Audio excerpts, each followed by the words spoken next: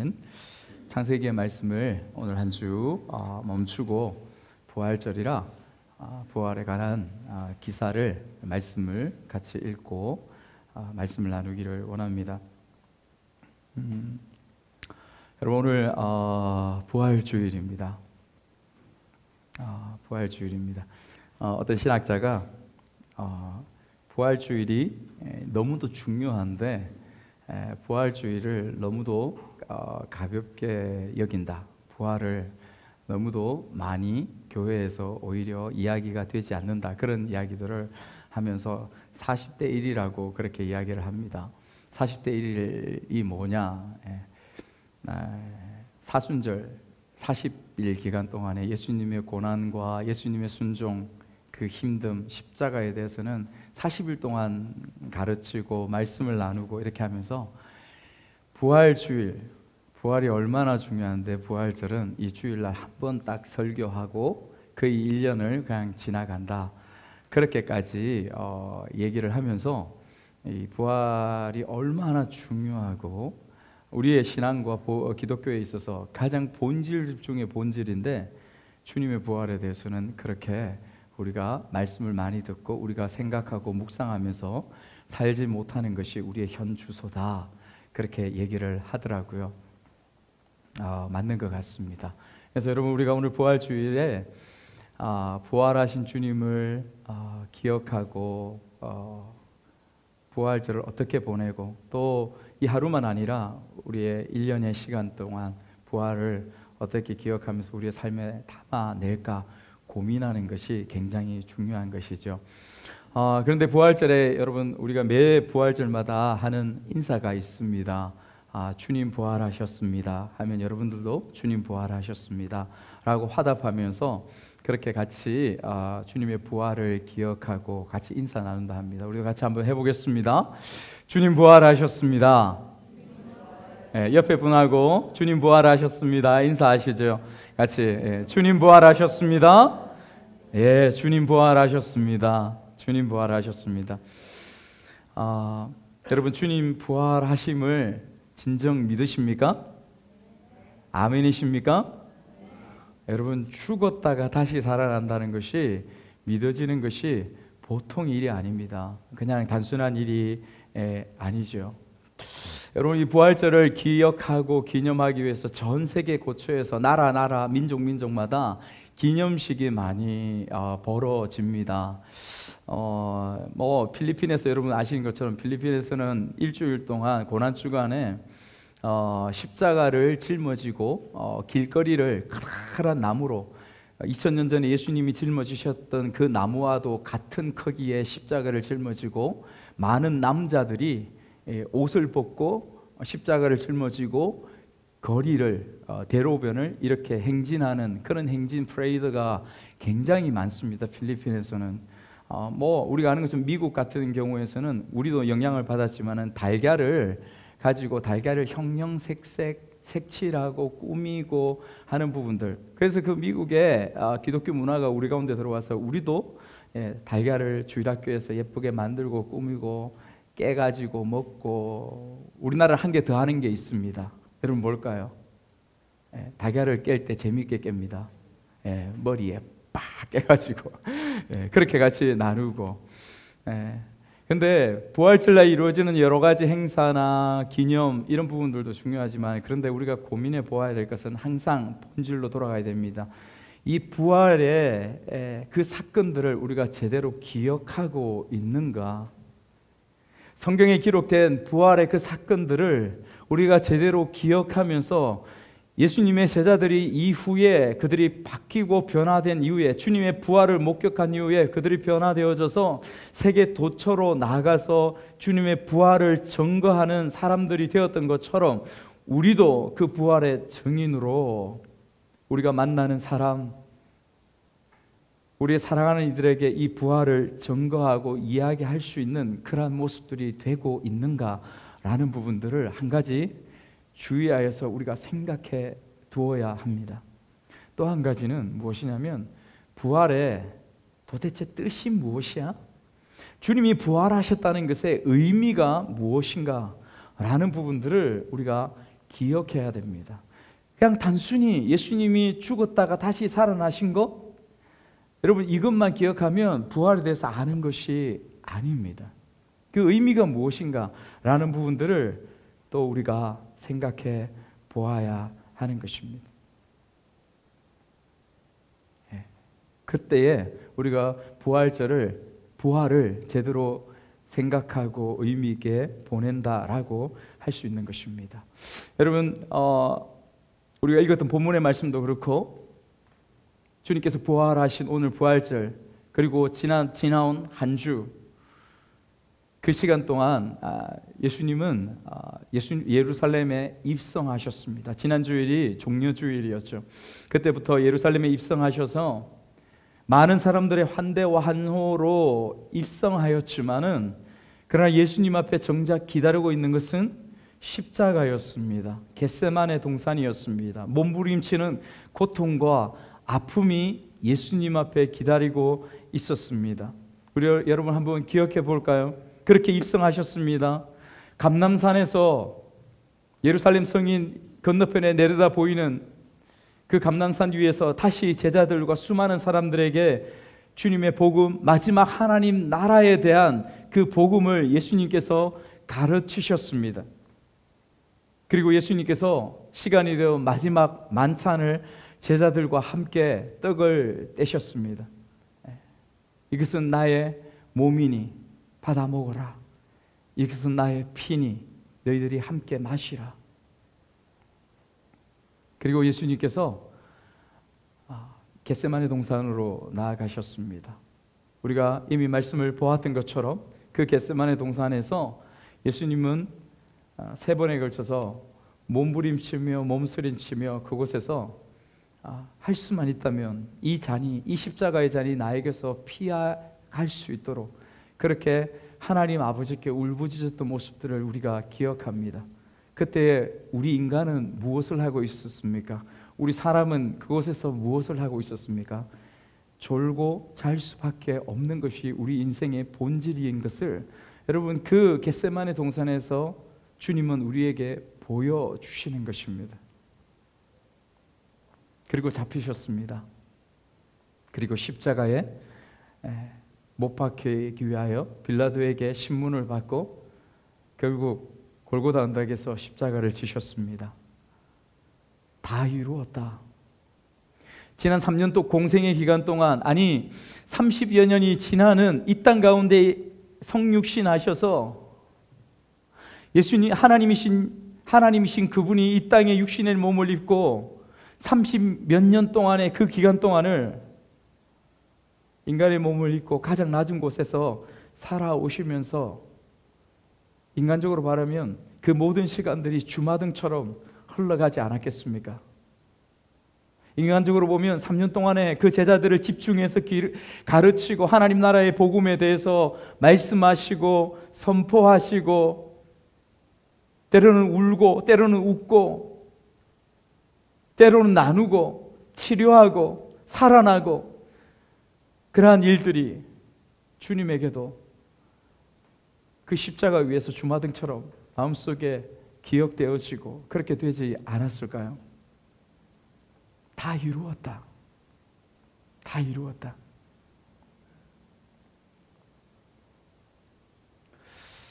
주님께서 무덤에 붙이셨습니다. 그리고 나서 안식 후 첫날입니다. 3일째 되는 날 새벽에 막달라 마리아를 비롯해서 여인들이 무덤에 달려갑니다. 향료를 가지고 그 무덤에 뿌려서 그 죽음을 기념하기 위해서 슬픈 모습으로 그렇게 무덤에 뛰어갑니다. 여러분 그곳에서 예수님은 발견할 수 없었습니다. 세마포만 한쪽에 켜져 있을 뿐이었지 예수님의 시신을 쌓았던 그 세마포만 한쪽에 켜져 있는 그 모습을 볼 뿐이지 볼 수가 없었습니다. 그들이 만난 것은 천사였습니다. 뿐만이 아니었습니다. 그들이 달려와서 모여있는 제자들에게, 슬픔과 좌절과 절망 가운데 있는 제자들에게 달려와서 그들이 전하였을 때에 가장 먼저 달려갔던 제자 중에 두 사람은 베드로와 요한이었습니다. 그들은 숨을 쉬지도 않고 그렇게 무덤으로 달려갔습니다. 요한이 먼저 무덤 속으로 들어갔습니다. 베드로도 따라 들어갔습니다. 그러나 그곳에 예수님의 시신은 찾아볼 수가 없었습니다. 그 일들이 일어나고 바로 그날이었습니다. 바로 그날, 우리가 읽었던 본문 말씀에 13절을 말씀을 한번 보시면 여러분, 그날에, 바로 그날이에요. 바로 그날에 이 두 제자가 엠마오로 내려가는 두 제자입니다. 여러분, 이 두 제자는 이들의 모습을 한번 추적해 볼까요? 여러분, 그날에, 그래서 이들은 예루살렘 가운데서 그들과 함께 머무르고 있었습니다. 오전이든 혹은 오후쯤 되었겠지요. 그 제자들이 달려와서 여인들이 전해준 이야기도 듣고, 베드로가 요한이 달려와서 예수님의 시신이 없다, 시체가 없다, 이 이야기를 들었던 사람들이 바로 이 두 제자였습니다. 그럼에도 불구하고 그는 그날에 엠마오로 내려갔습니다. 그곳은 무엇입니까? 그들의 고향이었습니다. 예루살렘에서 25리 100km 떨어져 있는 그 엠마오, 그곳으로 터덜터덜 내려가고 있는 두 제자의 모습을 이 본문에서 그것을 그려주고 있습니다. 여러분, 전체 이 내려가고 있는 모습들, 그리고 예수님이 그들을 만나서 가르치시고 그들을 질타하실 때 그 분이 느껴지는 이들의 내면과 이들의 삶과 이들의 마음의 중심은 어떤 모습을 보여주고 있습니까? 놀람도 있을 것입니다. 당연히 놀람이 있죠. 그런 소식을 듣고. 그러나 전체적인 분위기는 절망입니다. 좌절된 마음입니다.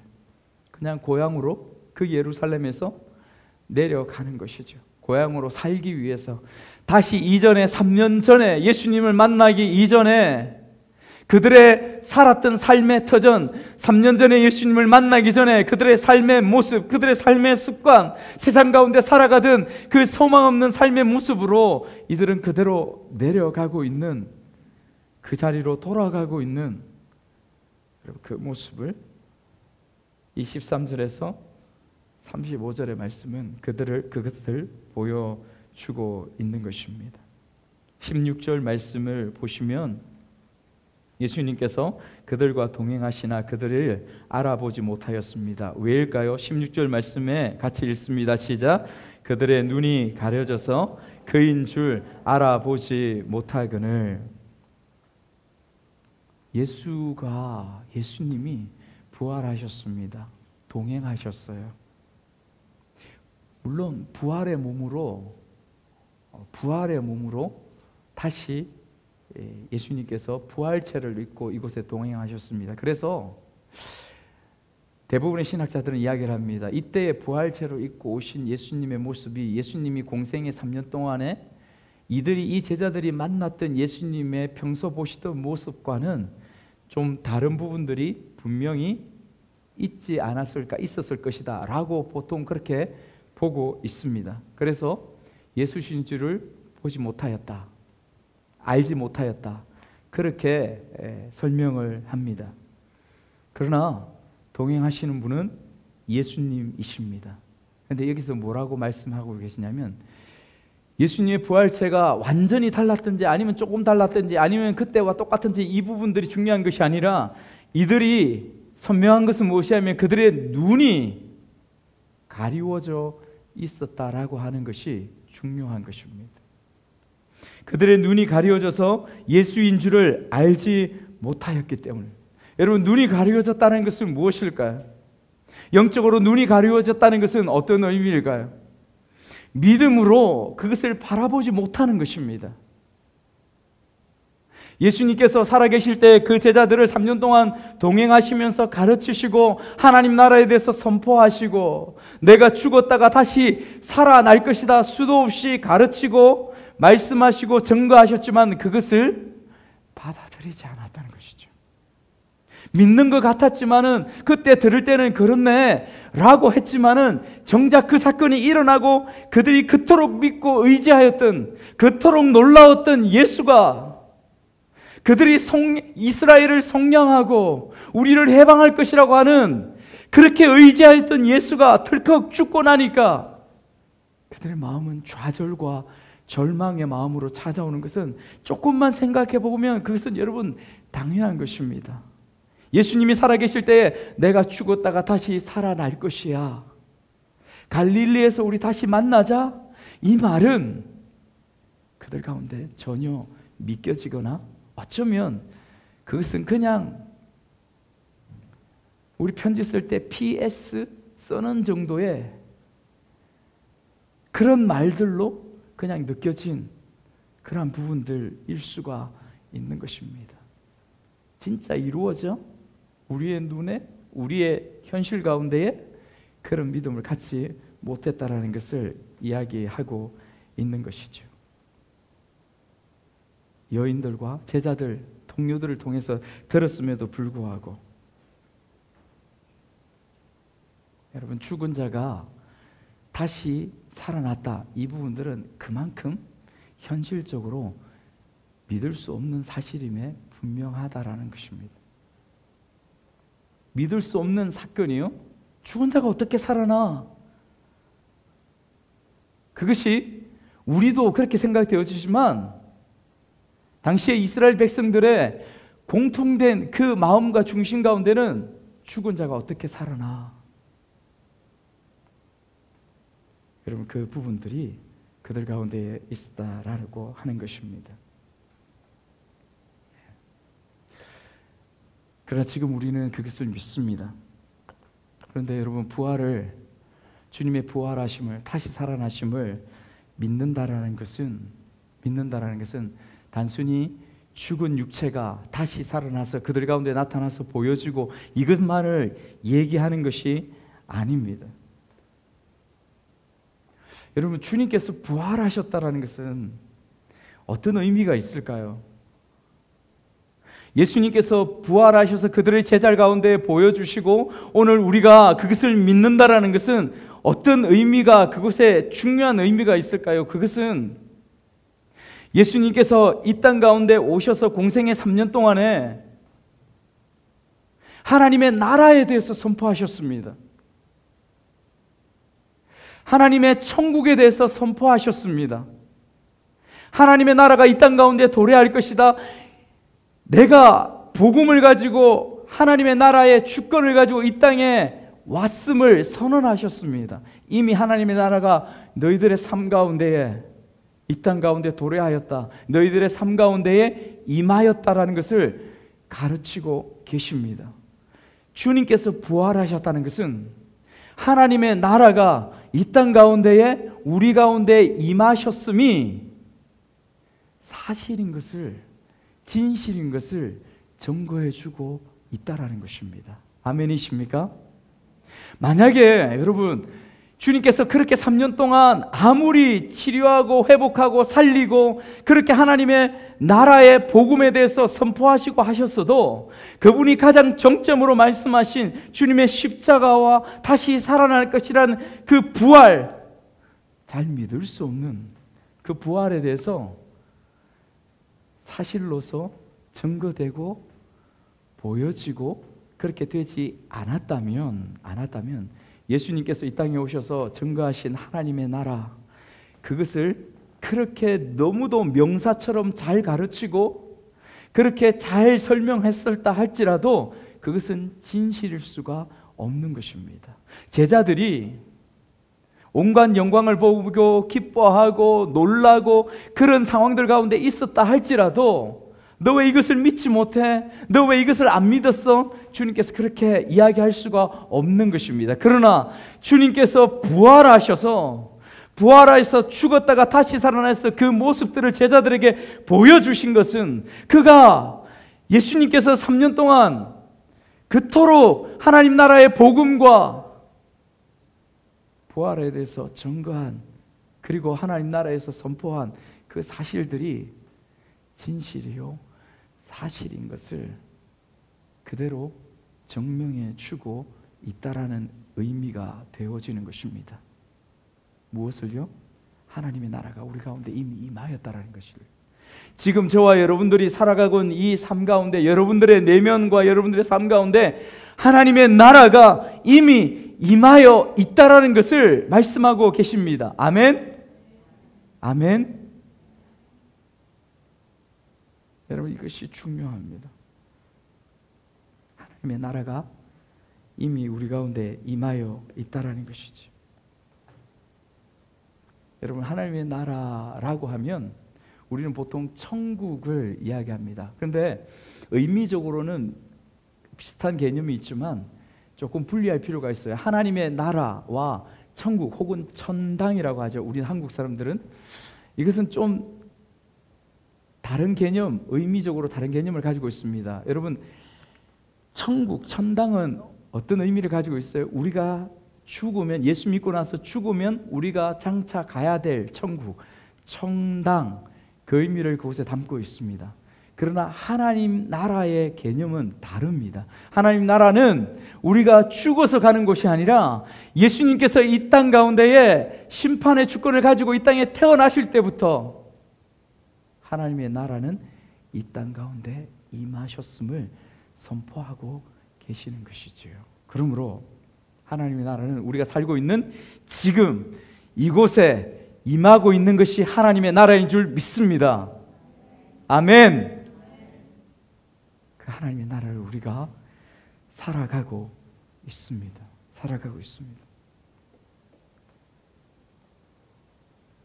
그런 가운데에 이 제자들도 동일하게 있었습니다. 그러나 이 두 제자, 오늘 엠마오로 내려가는 이 두 제자는 그들의 소망 가운데 있었음에도 불구하고 지금은 아쉬움과 안타까움과 절망 가운데 그들의 고향으로 내려가고 있는 모습을 보여주고 있습니다. 우리 19절에서 21절까지 말씀을 한번 읽어볼까요? 말씀을 보면서 19절에서 21절, 이르시되 무슨 일이냐? 이르되 나사렛 예수의 일이니 그는 하나님과 모든 백성 앞에 말과 일에 능하신 선지자이거늘 우리 대제사장들과 관리들이 사형 판결에 넘겨주어 십자가에 못 박았느니라. 우리는 이 사람이 이스라엘을 속량할 자라고 바랐노라. 이뿐 아니라 이 일이 일어난 지가 사흘째요. 여러분, 이 말씀을 보면 이 말씀 가운데 제자들에게 느껴지는 느낌이 어떤 느낌이 있습니까? 소망이 우리 가운데 있었다라는 거죠. 소망이 있었습니다. 이스라엘을 속량할 자라고 믿는 그 소망이 있었습니다. 그런데 또 이 제자들 가운데 어떤 마음이 있습니까? 분노가 있습니다. 그런 예수 그리스도를, 그 죄 없는 선지자와 같은 그분을 우리의 제사장들이, 우리의 관리들이 사형 판결에 넘겨주어서 십자가에 못 박아 죽였습니다.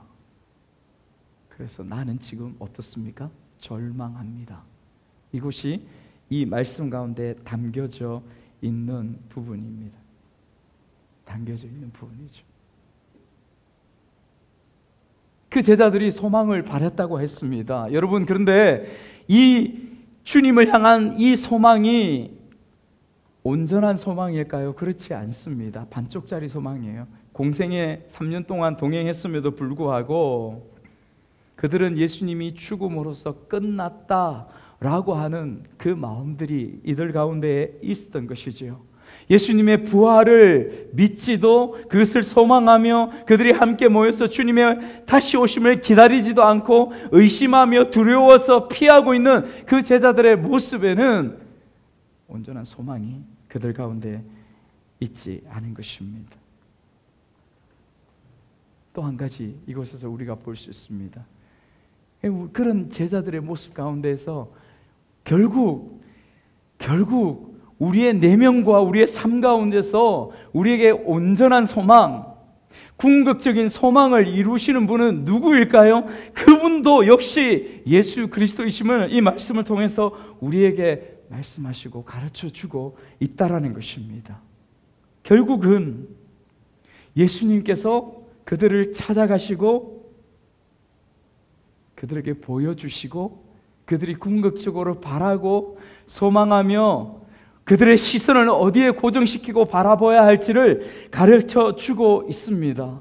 여러분, 그래서 우리의 삶 가운데 우리가 신앙생활을 해가면서 우리가 소망합니다. 그래서 기도합니다. 우리가 바라고 주님 앞에 간절히 우리의 신앙생활을 하며 기도하고 소망하는 것이 있습니다. 그런데 그 소망이 때로는 온전하지 않습니다. 우리의 기도가 온전하지 않아요. 왜?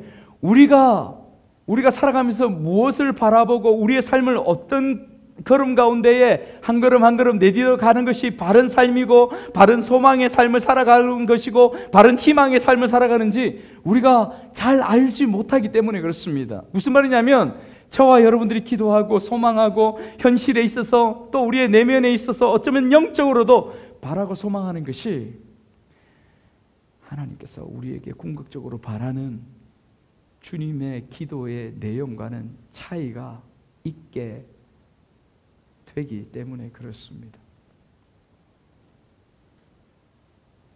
여러분, 만약에 우리가 바라고 소망하는 대로 하나님께서 우리에게 다 응답하시고 우리의 기도를 들어주신다면 여러분, 우리는 망할 거예요. 정확합니다. 그러나 우리가 바라고 소망하는 대로 우리가 세상적인 필요가 있고 욕구가 있고 욕망이 있습니다. 그대로 우리는 기도하고 바라면서 나아갑니다. 우리의 지금 주어진 현실 가운데서. 그러나 그 시기와 그때에 하나님께서 그대로 응답하시면 마치 부모가 가장 어린 아이에게 칼을 달라 하거나 무기를 달라 하거나 뜨거운 국물을, 뜨거운 물을 달라 하면 우리가 주지 않는 것처럼 똑같은 원리로 하나님은 바로 그때에 우리에게 그것을 다 주시지 않습니다. 왜냐하면 우리가 망하기 때문에 그렇습니다. 하나님은 하나님의 우리의 기도를 들으시지만 그 기도에 응답하셔서 하나님 당신의 뜻대로, 하나님 당신의 계획대로, 하나님 당신의 사랑대로, 하나님 당신의 놀라우신 깊은 소망대로 나를 위한, 우리를 위한 하나님께서 그것을 응답해 주시는 것을 여러분 우리는 기억해야 해요. 정말 그것을 깨닫고 알아야 합니다. 그렇지 않으면 우리는 늘 시험에 빠집니다. 그러면 우리는 늘 아픔 가운데 신앙생활이 왜 그렇지? 하나님 살아계신 거 맞지요? 늘 시험에 빠져서 그렇게 살아갈 수밖에 없는 존재가 되는 것입니다. 우리가 바라보는 소망은, 우리가 바라보는 원함은 온전하지 않음을 기억하셔야 됩니다. 그렇게 예수께서 이들을 만나시고 예수께서 그들을 만나셔서 말씀하시고 가르치십니다. 그들이 깨닫지 못하고 그들의 보지 못하는 눈을 말씀을 통하여 열어주시는 것을 25절에서 26절 가운데 주님께서 이렇게 말씀하십니다. 25절 26절 말씀을 한번 읽어볼까요? 시작. 이르시되 미련하고 선지자들이 말한 모든 것을 마음에 더디 믿는 자들이여, 그리스도가 이런 고난을 받고 자기의 영광에 들어가야 할 것이 아니냐 하시고, 그렇게 가르치고 그렇게 말씀했는데도 너희들은 받지 아니하고 믿지 않아. 그래서 모세의 글로부터 선지자들 구약에 기록된 하나님의 말씀을 통하여서 예수님께서 하나하나 가르치십니다. 그 길에서 가르치시는 것도 모자라서 하룻밤을 유하면서 늦게까지 구약의 말씀들을 그들에게 가르치고 또 가르치면서, 여러분 이 시간들이 짧지 않았습니다. 같이 유하면서 긴 시간 동안 구약의 말씀들을 통해서 가르치신 부분들을 여러분 연상하시고 생각하시고 상상하셔야 돼요. 그럴 때에 그들의 제자들의 눈이 열렸습니다. 눈이 열렸습니다. 그들을 보았어요.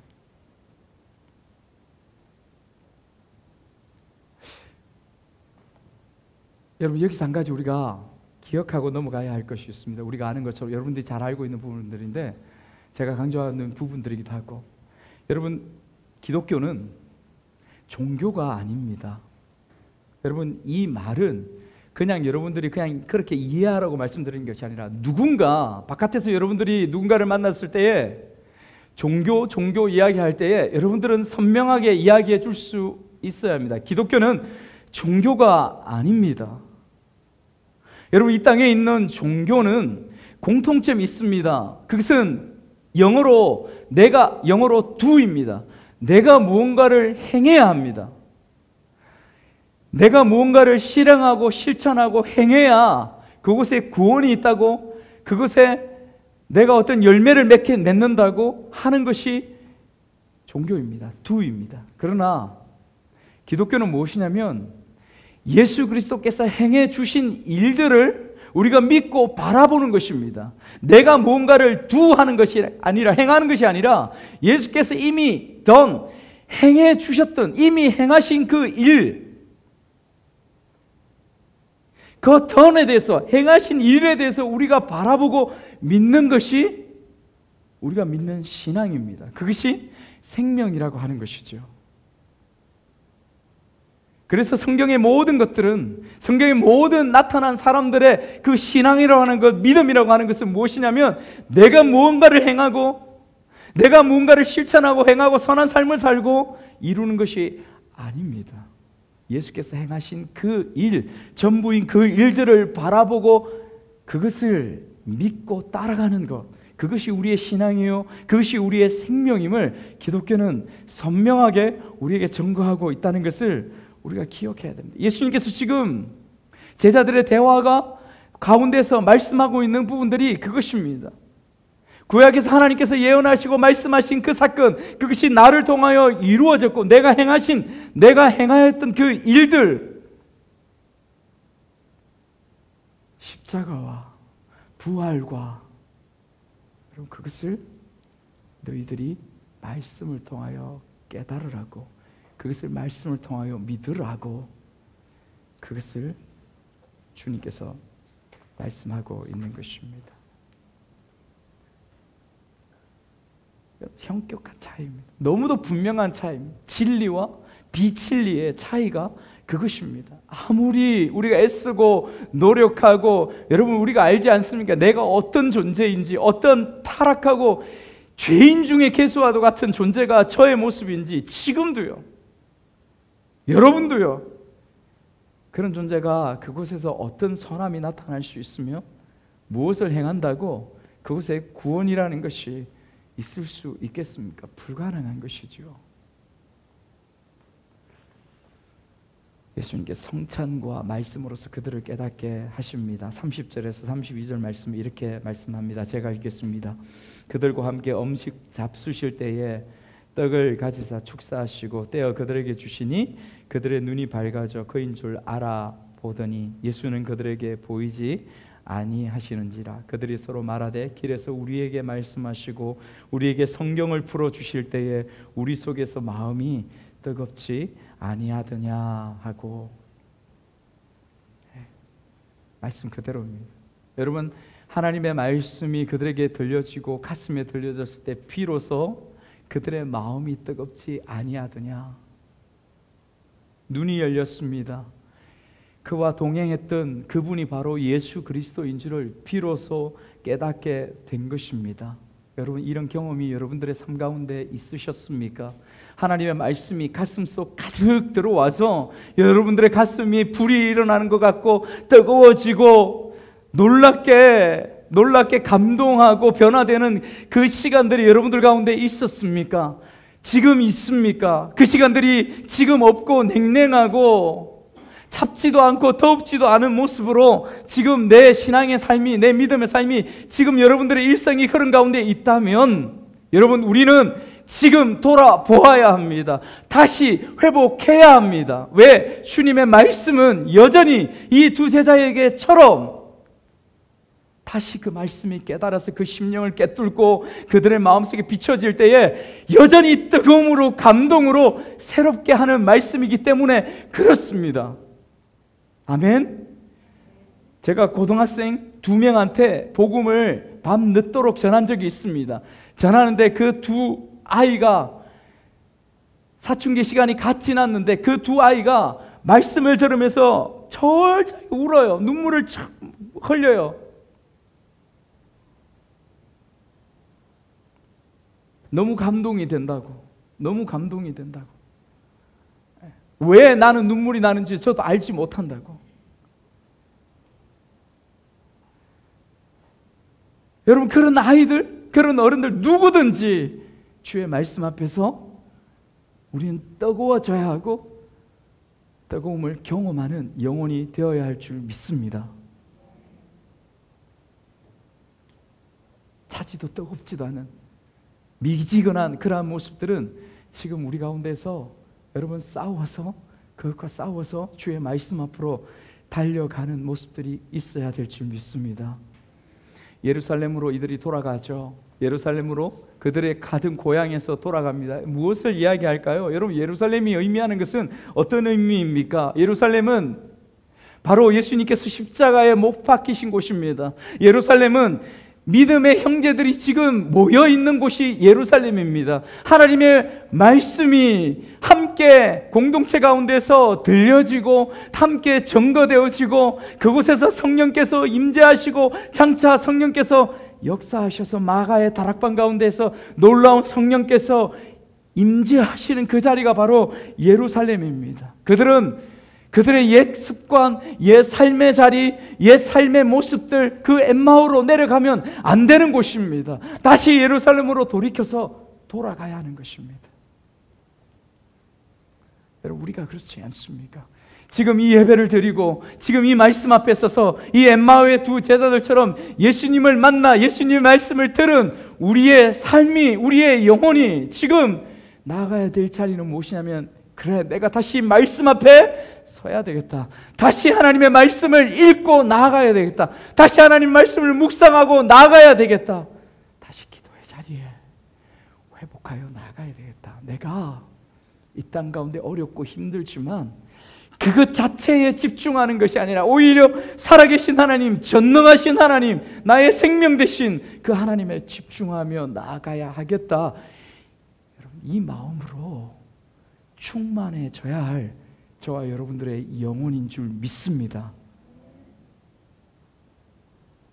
그것이 예루살렘으로 돌이키는 엠마오의 두 제자들, 이 제자들의 모습과 우리의 모습들이 동일한 모습인 것을 말씀하고 있습니다.